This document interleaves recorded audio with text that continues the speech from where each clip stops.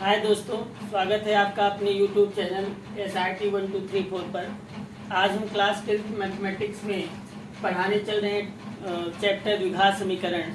तो सबसे पहले जानते हैं द्विघात समीकरण होता क्या है। तो चर की सबसे बड़ी घात अगर 2 है, ऐसा समीकरण जिसके चर की घात 2 हो, उसे हम द्विघात समीकरण कहते हैं। जैसे x square plus 5x plus 3 बराबर 0, ये एक द्विघात समीकरण है क्योंकि इसके मैक्सिमम x की घात 2 है, इसलिए इसे द्विघात समीकरण कहते हैं। अब इस द्विघात समीकरण का एक मानक समीकरण होता है जिससे हम उसका हर एक चीज फाइंड आउट करते हैं। तो द्विघात समीकरण का मानक समीकरण हम कहते हैं मानक समीकरण द्विघात का क्या होता है, ax square plus bx plus c बराबर 0, ये द्विघात समीकरण का मानक समीकरण होता है। अब इस द्विघात समीकरण के मानक समीकरण के 2 मूल होते हैं जिसे हम नाम दे सकते हैं, एक अल्फा दूसरा बीटा। ये 2 मूल हैं, एक अल्फा मान लेते हैं, दूसरा बीटा मान लेते हैं। तो इस टॉपिक में आपको ये पढ़ना है कि श्रीधराचार्य का फार्मूला क्या होता है, विविक्त कर क्या होता है, मूलों का अस्तित्व क्या है, कैसे निकालेंगे, पूर्ण वर्ग के क्वेश्चन हम कैसे बना के करेंगे, गुणनखंड कैसे करेंगे।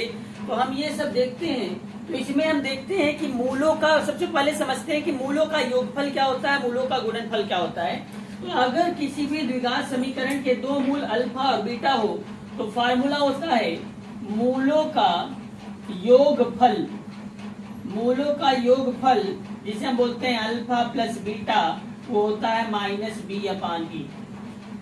क्या होता है, x का गुणांक माइनस में और x स्क्वायर का गुणांक नीचे। तो माइनस बी अपान ए या माइनस x का गुणांक बटे x स्क्वायर का गुणांक, ये भी लिख सकते। दूसरा होता है मूलों का गुणनफल।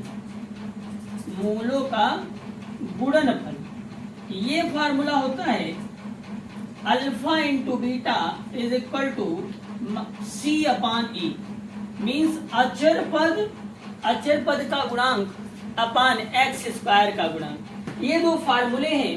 कभी कभी ये अल्फा और बीटा का मान दे के हमसे कहेगा कि अल्फा का मान इतना है, बीटा का मान इतना है, तो एक द्विघात समीकरण का निर्माण करिए। तो हम फार्मूले से उसको कर लेते हैं। पहले हम मूलों का योगफल निकालेंगे, उसमें मूलों का गुणनफल निकालेंगे। दूसरी बात, अब बात करते हैं इस मानक समीकरण का विविक्त कर होता है। विविक्त कर को हम d से लिखते हैं और उसका फार्मूला होता है b स्क्वायर माइनस 4ac। इसके 3 कंडीशन होती है। d बराबर b स्क्वायर माइनस 4ac, ये d को बोलते हैं डिस्क्रिमिनेंट, मीन्स विविक्त कर। विविक्त कर इसे बोलते हैं। अब विविक्त कर में पूछता है मूलों की प्रकृति क्या होगी। मूलों की प्रकृति हम कैसे जानेंगे, तो चलिए देखते हैं। अगर मूलों की प्रकृति कैसे निकलती है, मूलों की प्रकृति, तो मूलों की प्रकृति हम निकालते हैं। रूट्स के जो नेचर है वो कैसे निकलेंगे, तो 3 कंडीशन होती है। एक, डी का मान ग्रेटर देन 0। डी का मान जब 0 से बड़ा होगा तो मूलों की प्रकृति कैसी होगी, तो मूलों की प्रकृति अगर डी का मान 0 से बड़ा, मीन्स 1, 2, 3, 1/2 इन सब टाइप में आए, तो मूलों की प्रकृति हमारी वास्तविक होगी और असमान होगी। वास्तविक होगी और असमान होगी। असमान का मतलब है, जैसे हम गुणनखंड करते हैं, गुणनखंड करते करते x प्लस 2 एक ब्रैकेट में, सेकेंड ब्रैकेट में x प्लस 3 इक्वल टू 0 आ गया, तो आप देखिए x का मान -2 और -3 आते हैं। तो ये मूल वास्तविक तो है और असमान भी है, क्योंकि -2 और -3 समान नहीं हो सकते हैं। तो अगर विविक्त कर का मान 0 से बड़ा हो जाएगा तो मूलों की प्रकृति वास्तविक और असमान होगी। सेकेंड पॉइंट बात करते हैं, अगर विविक्त कर का मान इक्वल टू 0 हो गया, जो डिस्क्रिमिनेंट है हमारा विविक्त कर है वो 0 हो गया, तो मूलों की प्रकृति वास्तविक होगी और समान होगी। जैसे हम लोग गुणनखंड करते हैं x square plus 4x plus 4, अगर हम इसके मूलों की प्रकृति निकालेंगे तो ये हमारा वास्तविक और समान आएगा, क्योंकि ये बन जाएगा x प्लस 2 का whole square is equal to 0, x बराबर -2 दो बार आएगा, x -2, x बार -2, x बार -2। तो ये हो गई मूलों की प्रकृति। जब हमारा क्या हो जाएगा, डिस्क्रिमिनेंट 0 हो जाएगा तो वास्तविक और समान होता है।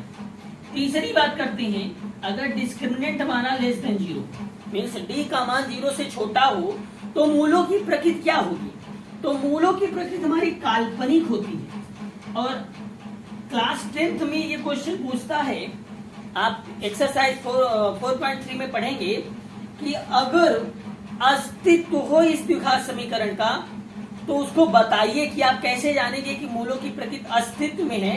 तो हम यही फाइंड आउट करते हैं, b² - 4ac।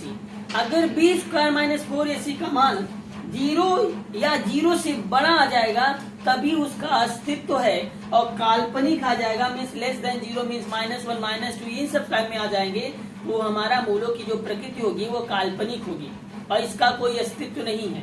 अब मूलों की प्रकृति जब हो जाती है तो हमें कहता है x का मान निकालिए। तो एक फार्मूला होता है जिसे हम बोलते हैं श्रीधराचार्य सूत्र, इसी को हम बोलते हैं द्विघाती सूत्र। तो इस मानक समीकरण का द्विघाती सूत्र होगा x बराबर -b plus minus √b² - 4ac/2a। ये होता है द्विघाती सूत्र। और ये हमारे हिसाब से कोई भी गुणनखंड आपको नहीं आ रहा है तो ये आपके लिए एक रामबाण फार्मूला है, क्योंकि इस फार्मूले से हम किसी भी द्विघात समीकरण के मूल को आसानी से निकाल सकते हैं। मूल का मतलब होता है x की जितनी बड़ी घात होगी उसके उतने ही मान होंगे। जैसे x की 2 घात है तो अल्फा और बीटा 2 मूल हैं, या हम कह सकते हैं कि कोई भी समीकरण है उसके हम मान निकालते हैं, उसे हम क्या बोलते हैं, वो हमारा क्या हो गया, वो मूल हो गया।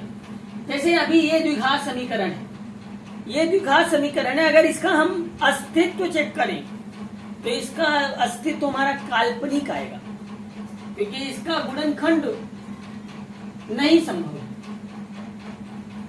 ठीक है, इसको एक बार आप नोट कर लीजिए।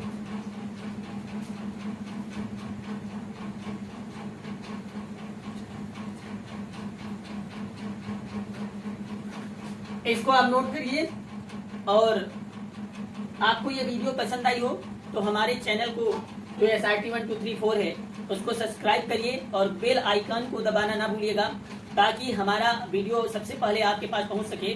और इस वीडियो को ज्यादा से ज्यादा लोगों के पास शेयर करिए, अपने दोस्त फ्रेंड जितने भी हैं उनके पास शेयर करिए ताकि वो भी पढ़ सके, क्योंकि बहुत सारे बच्चे ऐसे हैं जो पैसे की वजह से पढ़ नहीं पाते।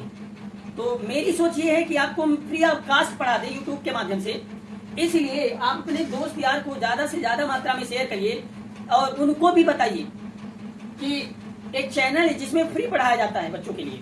आप आइए, जुड़िए, स्वागत है आपका, और आप कमेंट करना ना भूलिएगा ताकि हम आपको आपके बारे में और इस वीडियो को जो आपके डाउट है हम सॉल्व कर सके। धन्यवाद।